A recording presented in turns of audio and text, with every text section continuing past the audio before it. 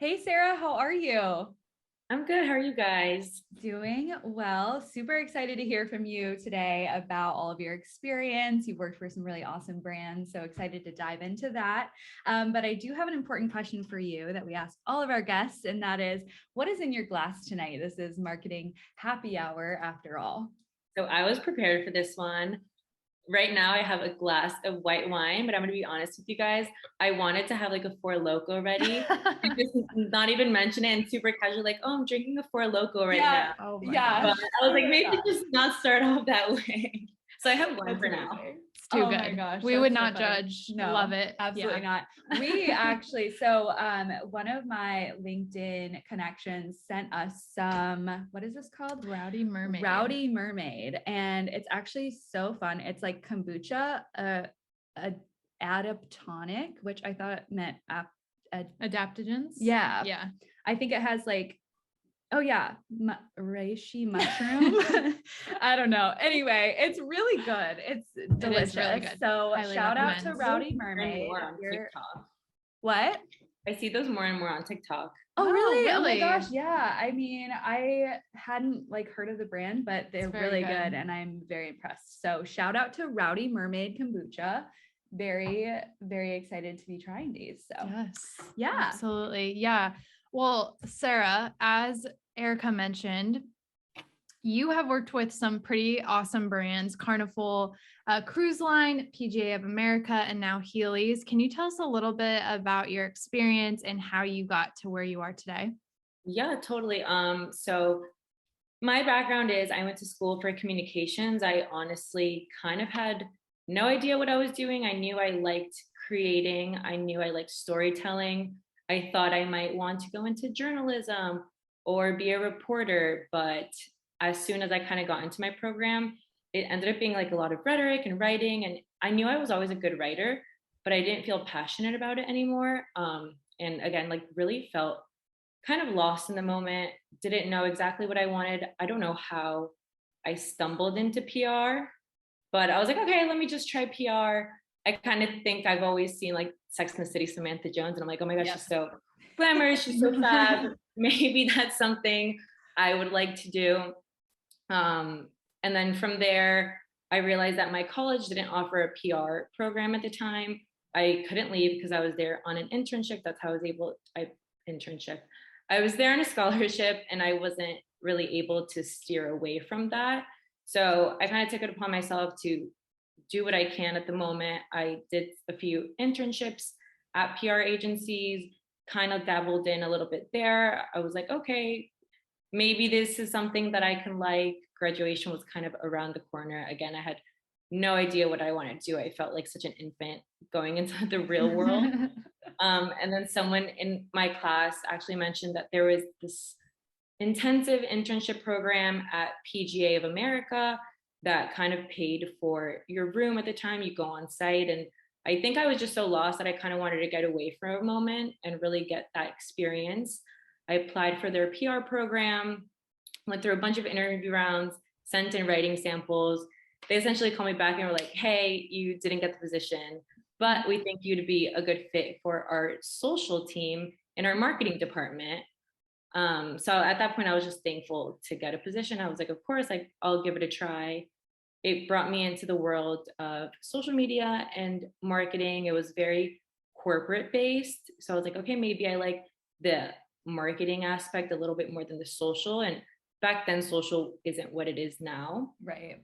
After that was over, kind of just applied to everything in marketing. And I was able to get a really cool opportunity at Carnival Cruise Line. I kind of just wanted a big name under my belt. Mm-hmm. In the moment, I was just like brand names as much as I can. So went through that. It was more so content based, a lot of writing, a lot of HTML, learned a lot about website upkeep, but I felt like I was lacking that visual creativeness. Like, yes, you can be creative with writing, but it was kind of just, it was missing something. I was losing my passion in what I was doing. At the time, they opened up a social media position. I was like, okay, maybe let's try this out. Did the same thing, went through a bunch of interview rounds, and thankfully I was there and the director was able to pull me aside and was like, hey, that was great, but honestly, we're looking for more so an influencer position. We want someone with really lots of experience on the influencer side. So you didn't get the job. So I was like, okay, here, this again. I'm like, why is this happening? Of course, I felt super defeated. And crazy enough, it was like a week after the pandemic hit and that position was completely eliminated. Wow. And I was able to luckily keep my job for a good amount of time. But with her feedback, and I wish more interviewers did this, I was able to get that information and be like, okay, this is what I'm going to need for my next role if I'm wanting to go into social media. So this is what I'm going to look for. I think sometimes we just interview and we don't get the job and we're kind of like, okay, so like, what now? What did I do wrong? And then from there, of course, like I eventually lost my job. It was Carnival, the pandemic. There was no sailing going on. And at that point, I just decided to apply to everything that had influencer partnerships. I literally applied to everything under the sun. There wasn't that many jobs at the moment, so I was freaking out. And then I was able to get this position, which I'm currently at. And I've been here for around 2 years. And it wasn't what I expected. I went into the interview. Of course, I did my research of the company and they kind of had a bunch of brands named. Yeah. I had no idea what exactly it would be. And then in the interview, they were like, have you heard of Heelys? And I was like, what do you mean? Yes. Yeah. I grew up on Heelys. And yeah, it was a challenge at first, but it's been so fun. That's awesome. Do you, because you kind of transitioned from, being in the sports industry to travel to fashion, what was that transition like across industries? Was that kind of difficult for you, or was kind of learning the industries pretty quick, or how did you go about those transitions? Yeah. So for the PGA one, it was interesting because when I first heard about it, it was a boy in my class talking about it, very like golf bros type talk. And I was like, I know nothing about golf. My version of golf was just Tiger Woods and that's it. Right. But I just wanted to try. It was such a challenge, especially it was a very male dominated industry. Most of my meetings were much older men. I was kind of usually the only girl in the room. And of course, the social side, everyone is like, oh, it's so easy. It's so fun. So that was really hard to navigate. Didn't really know the terms of golf, but learned a lot through there. And then with Carnival, I've always loved travel. All the copy I was doing was more so like travel based. I was really focused on the shore excursion side. So that I feel like came a little bit more naturally. And then switching over to commerce, it was a very different tone. Yeah. The first two I felt was very corporate, not much you can do. And again, like social wasn't what it was now. And now I think I'm thankful enough for my team to trust in me that I could kind of be a little chaotic with commerce, be a little crazy on TikTok, say pretty like funny stuff on Twitter. So just very different industries, and they have all been very different.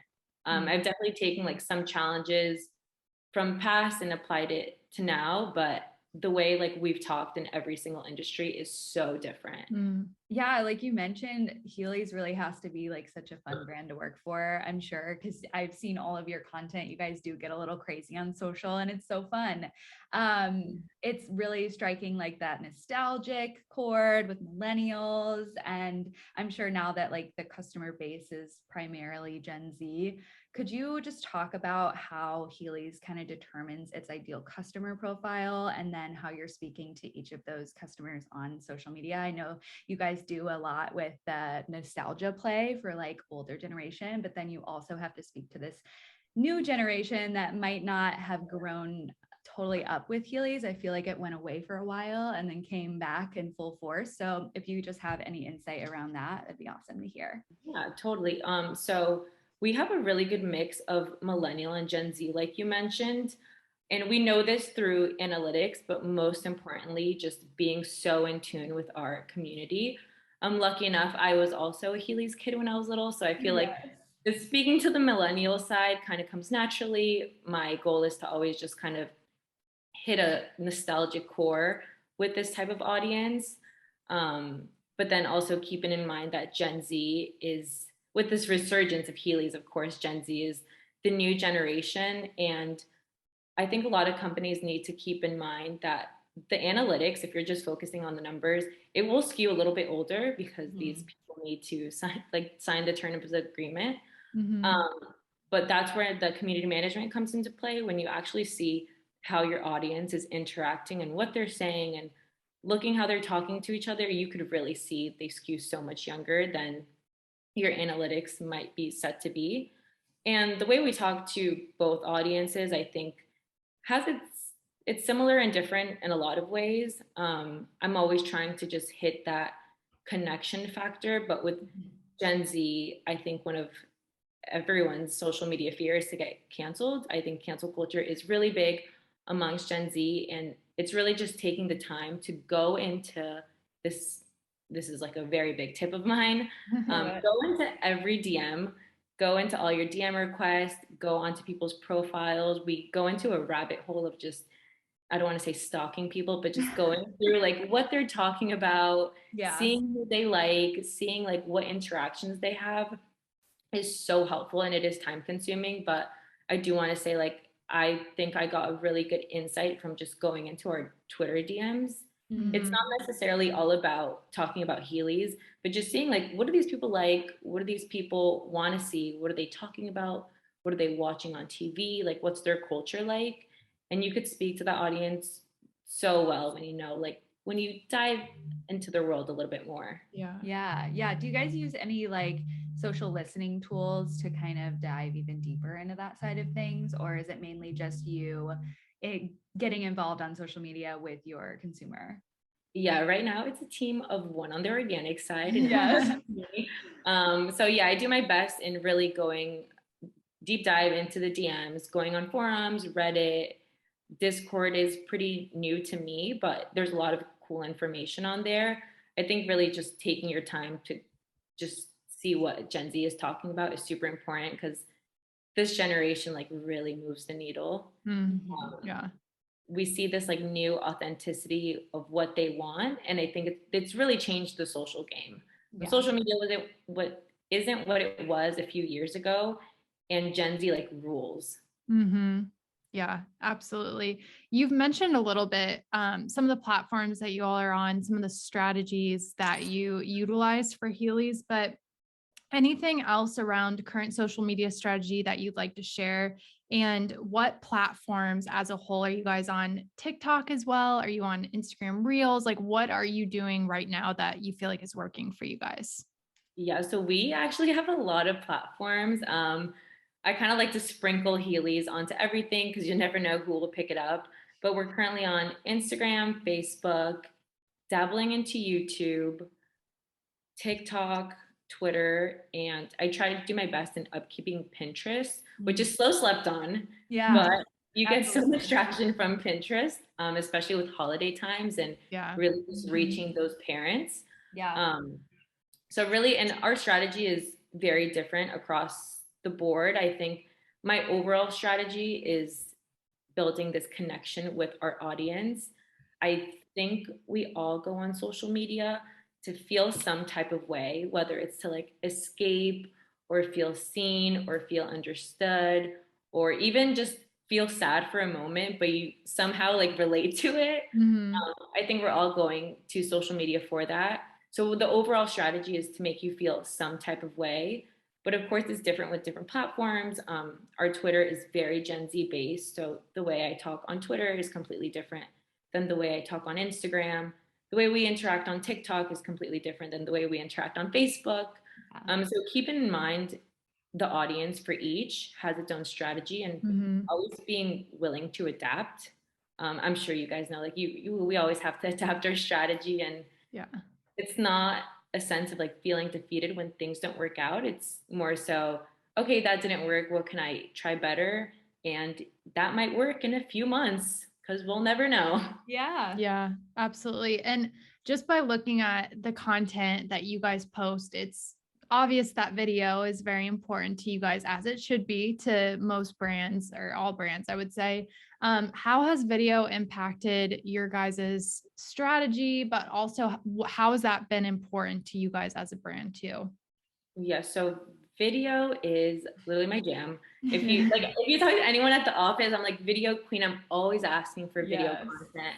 always taking video. I'm always looking for new videos to film, new ideas. It feel like it's just really changed the game on social media. I think video kind of adds that extra personality to your brand, which I always say is like my motto, all brands need a personality, and video kind of shows your company culture, kind of what you stand for.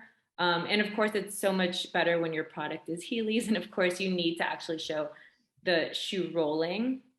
But we're really just steering away from that aesthetically pleasing grid that we all thought social media management was a few years ago. To just being yourself and being authentic. No one wants to hear like, I'm obsessed with this product and this is why you should buy it because X, Y, and Z. Right. It's like, show me you relate, show me you know the trends, show me that you're like a real person trying to do a good job at what you're doing and not just like shoving a product down my throat. Yeah. Yep. Absolutely. Yeah. Less sales, more relatability. I love that. And I cannot imagine, like we were talking about before, like how fun creating content for Heelys must be. I mean, I can imagine the number of things you could just do that would be a load of fun. But speaking of video too, I want to ask about TikTok for a second. Are you guys able to track sales from TikTok? Like, what does that conversion look like for you guys and driving people to your website to purchase? How has that been for you all? So TikTok, we got a pretty good audience. Like I want to say a year ago, we actually just hit 200,000 on TikTok, which is super exciting. Congrats. We were like an end of year goal and hit it by October. So I was like, oh my gosh, heck yeah. big win. Awesome. Love that. We do track sales every month. I'll do a report on exactly how many sales we got per TikTok. Also keeping in mind that I do understand Heelys is not like a basic need of life as much as I wish it was. But I'm really tracking how many sessions come from just our TikTok. Yeah. I kind of just want to like hook you into, okay, you see our TikTok, you go onto our website, we start feeding you a little bit of ads here and there. You might not have the money right now, but when that money does come in, or if there's a birthday party and you're like, Heelys is top of mind. Yeah.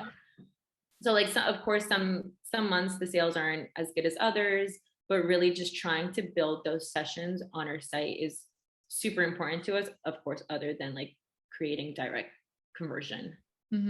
Are you guys tracking that through like Google Analytics, or is it like the back end of the website type thing, or are you using like coupon codes or anything like that? Yeah, so we track through Google Analytics. That's like kind of our safe spot. We do have Shopify, and Shopify has like a really great integration of like showing you percentages and how many sessions you've had compared to last month. But I think Google Analytics would be like our best bet in tracking. It's the most reliable. Yeah. And then of course we use Bitly a lot. So we'll try to do the link in bio and see the traffic from there. So it's always like looking up everything you can find. Yeah. Being a little bit scrappy is always a good thing though, because then you're like able to even get your hands on more of like, oh, this piece of content generated like this many people going here, or like this many people going here. And that's so fun to like see the back end of that. So you can continue to like strategize and create new content that people where you wanna go. Yeah, I think it's interesting too, because like a lot of the things that you've mentioned, I feel like are very attainable ways of tracking analytics and things. I think people usually think about big companies and they're like, oh, they use these crazy platforms that cost a ton of money that are like very hard for a small business to utilize. But I think people forget that there's so much power in Google Analytics, which is free and available to you, or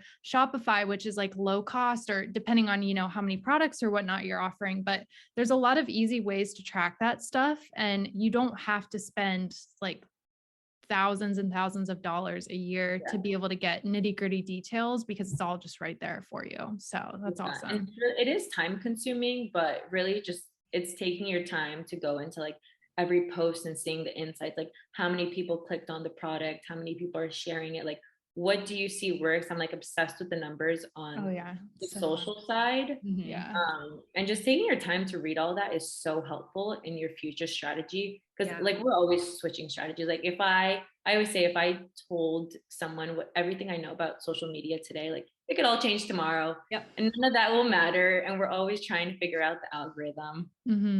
Yeah, definitely. I want to shift gears just a little bit. I'm all like about community building. It's my jam.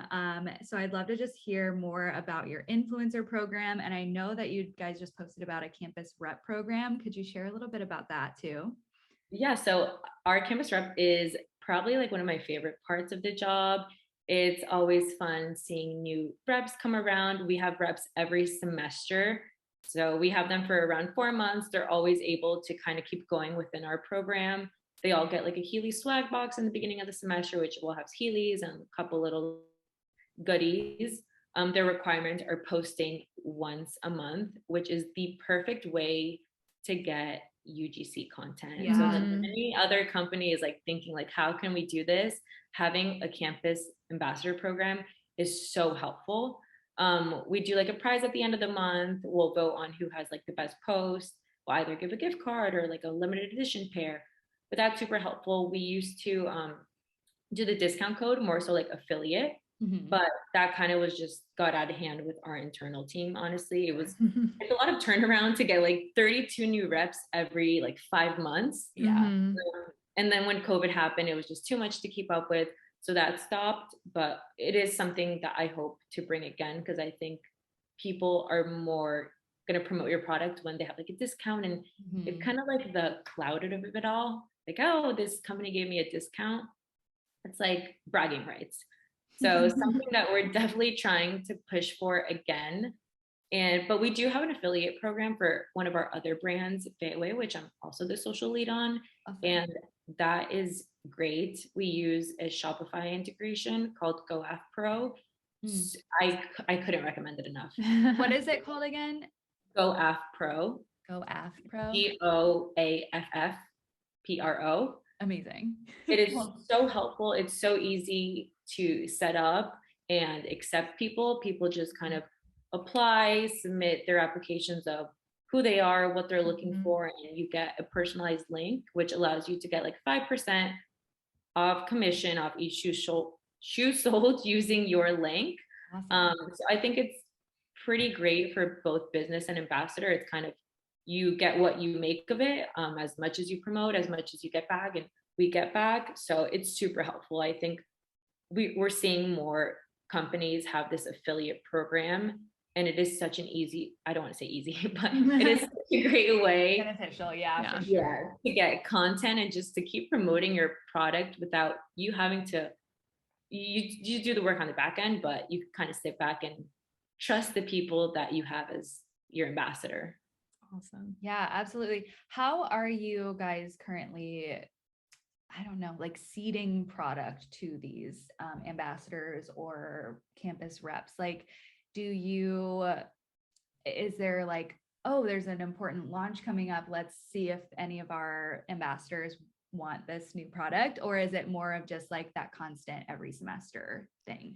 Yeah, so for our campus reps, it's just every semester you get a new pair of shoes. Mhm. And then in terms of our influencers, we have a pretty good roster of who we worked with in the past. Thankfully, Heelys is kind of just a really fun brand. So before we had a lot of reach organically, we would send product out. I would send like my maximum was 20, my minimum was 20 shoes a month. Awesome. So it was just like seeding out product and kind of fingers crossed, hoping for the best. Yeah. And we got a lot from that. But I think now with the shift of these are people's jobs and taking that into consideration, we've honestly seen a decline on how many people are posting. Of Mhm. course, people want to get paid the same way, like this is my job, the same way.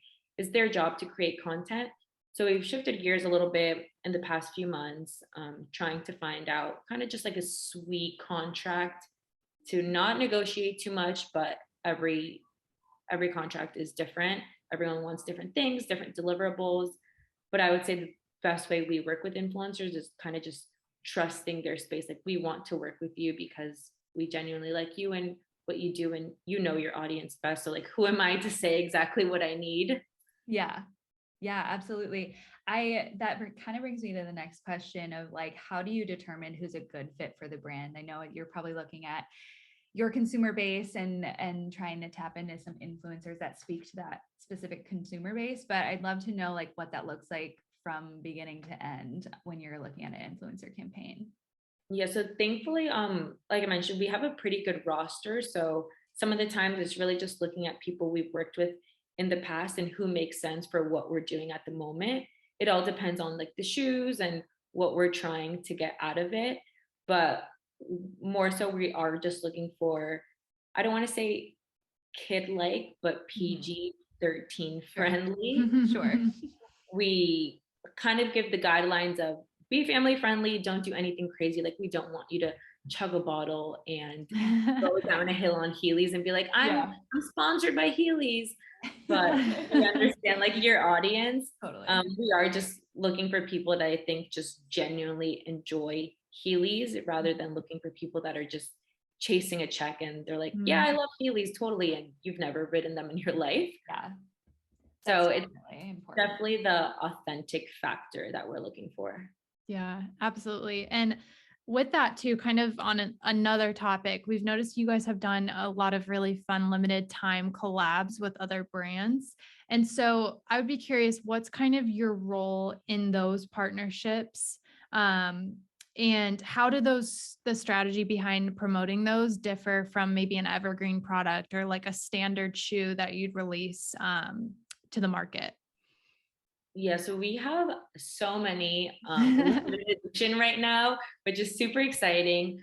Especially to me, since I feel like most of the people we worked with are brands that I've grown up with or have been so excited on. So every time we start working with someone new, I get on a client, I'm like, oh my God. Yes. We just released Pac-Man. And when we were Mm, on the call, I was like, I used to play Pac-Man all the time. Like this is my jam. so Um, so luckily we have a pretty good licensing team Mhm. since our company is a much larger company and we own so many brands. The licensing kind of just comes to us. We get Mhm. presented with, hey, do we want this opportunity? Do we think this is a good fit? And then my role in all that would be kind of vetting them, like yes, no, or yeah, our audience is talking about them, or no, like that would not make sense to our consumer. Um, I know social like sometimes is overlooked, but we are the people that understand the audience best. If you present me with a brand that I've never heard of, or I'm like, our audience has never talked about that, it's Mhm. more likely like not going to work. Every month, I'll send a report of search result on Shopify. Like, what are people looking for? What are people talking about? Or even just throwing up that question option on Instagram and be like, what Yeah. collab do you guys want to see? Yeah. And then getting all those responses and relaying them to our licensing team. So really, I'm just like the hype woman of like, yes, we should do it, or like, That's no, awesome. we shouldn't do this. And then with them comes talking to the social team on like, how do we promote this? And all of that looks very different. And sometimes it is challenging since those licenses are pretty strict. There's a Mhm. lot of things you can't say, a lot of Mhm. sounds you can't use. So Yeah. the way we market those are kind of cookie cutter base, Mhm. depending on like who we're working with. Like Pac-Man, for example, was really open with us. So we had lots of fun with them, kind of a little banter on Twitter to release the launch. And other times it's just kind of graphics, text is approved, let's do what we can, Mhm. compared to our just regular line that I can use any TikTok sound and kind of get a little bit crazy. And I think I mentioned before, I'm very lucky that I feel like my team has pretty good trust in me. That's awesome. That I don't want to say do what I want, but I could get a little crazy. I can Yeah. kind of tweet randomness, tweet random jokes, use different sounds on TikTok, and it's pretty relatable. Well, I try to make it pretty relatable and it's Mhm. fun. So with those shoes, I can kind of do whatever when it's our standard shoes. And when it comes to licensing, I have to be so careful with like the sounds we use, what we're saying, like what hashtags were approved. That's crazy. If you were to wave a magic wand, which brand would you want to create a shoe collab with? Lisa Frank. Oh Oh, that would my be gosh. awesome. Oh my That would gosh. be I pitched it incredible. so many times. I was like, it makes so much sense. Like It That Lisa, has does. to happen. Yeah. That It has makes yeah, to way happen. too much sense. that one's like more so for me. Like that Right. hits Yeah. my nostalgia. But if I can have any collab right now, it'd be Crocs. Oh, Oh, that I would could be see that happening fun. for sure. That's Oh, awesome. I'm always in their DMs. They're so sick of me. I'm always like, please, let's do something together. Oh my So gosh. anyone from Crocs is So listening, funny. I am waiting for you.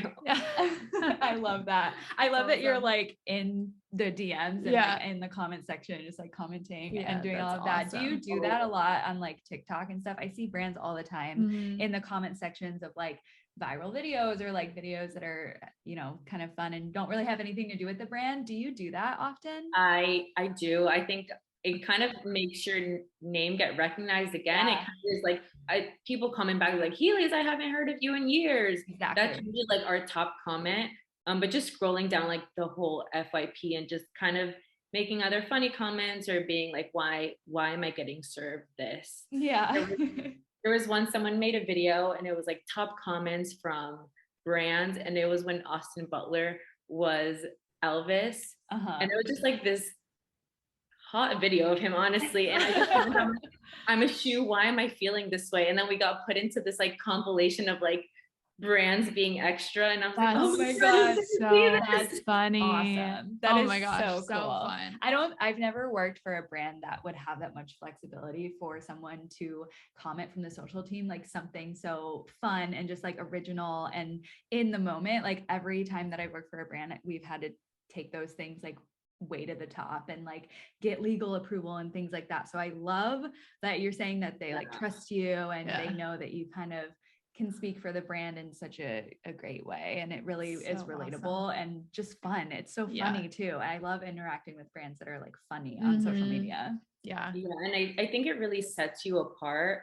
I think with this whole like social media life, I'm more inclined to pitch for a brand and like love a brand if I feel like I have a connection to this brand at one point. Like if you answer my comment, I'm gonna be like, oh my God, like you're actually a real person behind the screen. And we see that so much. And like I've said before, going into those DMs, sometimes I'll randomly be like, happy Friday, everyone. Like, hope you have the best day. And then all our mentions from there on out was like, I talked to Heelys, like, even if they've never bought Heelys. It's kind of just starting that relationship. And it's time consuming, but making someone's day really goes such a long way in the long run. Yeah, I love that. I think that's so smart. And that's more companies should do that. I know a lot of people are doing it now, especially on like TikTok, especially with like, you know, of the moment videos where it is just so funny to comment on. But yeah, I think it's so smart. That's awesome. So Sara, I am a loyal follower of yours on social media, on LinkedIn, and you're always sharing some great insight. I would just want to hear a little bit about how you've kind of built your community on LinkedIn and how sharing your insights and experiences is boosting your personal brand, and why that's kind of important to your career is having that personal brand. That was very new to me. LinkedIn is a whole new scope, but I think it has given me so much opportunities. Like, for example, like we're doing this because we connected on LinkedIn. I think when I first started working, I can't emphasize enough how lost I felt so many times. And I wish I kind of had someone not guiding me, but just being like, you're okay. Like things aren't chaos. It's just all in your head. And I found myself in a group chat with all the other brands. So like when you see us all comment, it's because we all have a secret group chat on the back end of things. And then going into that, I saw a lot of my other social friends just post on LinkedIn, and I felt so seen in the moment. I was like, I'm not going crazy. Like so many people are going through the same thing. And it made me feel so much safer being in the industry. And we do read a lot of comments, like as much great comments as we get a lot of negative comments as well, and not just about the brand, but about who's managing the brand, which can get really toxic. That's like a whole nother topic. But seeing them talk about their personal lives and their journey of work on LinkedIn made me feel so safe. And I was like, if they're making me feel this way, I hope to be that to someone else some way, somehow. And I started posting a lot about my work journey and my mental health on LinkedIn. And from that, I think I built so many great connections professionally and personally. And I've had people reach out in terms of like, I've struggled through the same thing mentally, or, hey, I've been looking for a job in social. Like, how did you get to the point of where you are? Or so many of the relationships we've built with brands and the collabs we've done, some have come from just having a conversation on LinkedIn. We have this super exclusive collab coming out, which I wish I could say right now, but most of that conversation came from the relationships built from LinkedIn to Twitter and all that stuff. So the opportunity is there. And I do wish I started earlier, but just by doing like a few posts here and there, my goal is to be more consistent with it again, but just have grown so much. Yeah, absolutely. And besides your personal story, I notice you share a lot of awesome like tips and strategies on there. How do you find inspiration for sharing content on LinkedIn? Because I feel like a lot of times for me, I'm like, I want to be more consistent on LinkedIn, but I'm like, what do I post? I don't know what to share in a given day. So any tips there or things that you've used to kind of like stay consistent and have enough content to put out there? Yeah, one of my things is definitely I want to be more consistent. Most of the time I feel like I take what has gone through in my day and just apply it to a LinkedIn post. If I felt like some type of way in something that happened like in work or personally, I'll be like, okay, this is actually a great thing that I feel like a lot of people can relate to. Most of the time it's just trying to think of how my day went. I know like recently I posted about getting off at 5 on the dot, and my whole life I thought leaving at 5 was so looked down on, and I felt so judged. And coming from such a corporate side of the world, I felt so judged in so many of the things that I do. So I take moments like that and I'm like, oh wait, if I'm feeling this, like someone else might be feeling it too. Yeah. And sometimes when I post stuff, I'm like, this is crazy, like why am I sharing this? And when you hear the feedback of people being like, thank you for posting this, I'm like, oh, thank God.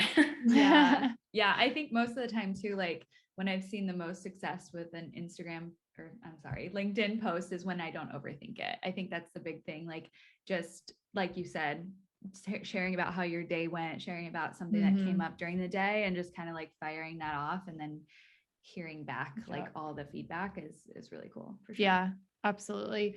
Well, Sara, unfortunately, we are coming to the end of the conversation, which I'm very bummed about. This has been so much fun just talking with you and chatting about what's going on in your life. But we do have a question for you that we love to ask all of our guests at the end of a recording. But what do you know now that you wish you knew early on in your career? I'm like, I wish I could write a book to myself, like yes, a full blown book of like, I wish I knew everything. But I think start writing now. It's right, just like right. spill it out. We'll help you record it right now. Start writing everything down, like journal. Yeah. But I think my biggest thing would be, and I still need to remind myself of this every single day, but I wish I knew that you make your own definition of what success means to you. And that is so different than everyone else's version of success and what society tells you what success is. And it is most definitely not a straight line up. Like you are going to feel so lost and confused. And still to this day, like I feel so lost and confused sometimes, but just trusting the process of things might have not worked out and it was for a good reason. Looking back at my journey, so many times I was like, why didn't I get that? Like, why didn't that work out? And it's only led me to where I am right now, which is such a great spot. And it felt like I found such a great voice within myself personally and professionally because of all the stuff that's happened before. Yeah, absolutely. I feel like the majority of people we ask that question to have a version of that answer. And I think it's something that I didn't realize either when I was younger and just like starting out in my career. And I mean, we're still all young, we're still in the middle of it, but I think it's fun to just like look back and see, oh, wow, like that's a real thing. Like you don't have to put all this pressure on yourself to like be perfect and take on everything. Like your path is your path. And I think that's important for people to know too. So yeah, like success I thought was always just like climbing this corporate ladder. Like you're going to be the CEO of a company by the time you hit 25. When I passed 25, I was like, okay, well, I'm not there. Yeah. And you like beat yourself up here and there, but just knowing like that's success to other people. Success is like, for me, it might just be happy being at home. Right. Yeah, absolutely. Well, on that note too, really quickly, do you know what your future looks like, or not necessarily what it looks like, but what are you working towards right now? Do you want to continue to be in the influencer space? Would you like to dabble in other areas of marketing? What are you thinking right now?